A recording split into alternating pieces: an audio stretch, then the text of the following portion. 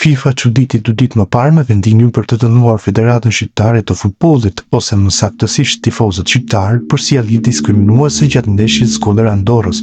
Pikërisht argumenti i sjelljeve diskriminuese është ai i cili ngre pikpyetje të mëdha rreth këtij vendimi.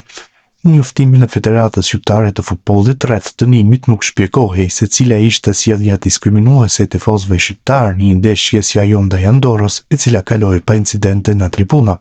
E vetmja sjellje jashtë normave të lejuara ishin korret kundër institucionit të futbollit dhe drejtuesve të saj, si dhe ato kundër Serbisë si shenjë proteste ndaj Europianit U21 të përbashkët mes dy vendeve, jo një gjë e pazakontë në shumë tribuna stadiumesh në Europë. Për më tepër ishin korre në gjuhën shqipe të cilat janë raportuar në organet përkatëse të FIFA-s në delegati i caktuar nga ajo për të ndeshje. Ai ishte Çiprioti George Fantaros, ish sekretari i përgjithshëm i Federatës Çipriote të Futbollit, i cili kryen rolin e delegatit prej disa vitesh në arenën ndërkombëtare. Në bazë të raportimit të tij për sjelljen diskriminuese të tifozëve në stadium, është përpiluar më pas edhe dosja disiplinore në korrizë të mbështetësve shqiptar, që solli vendimin për mbylljen e tribunave të stadiumit për ndeshjen kundër Serbisë.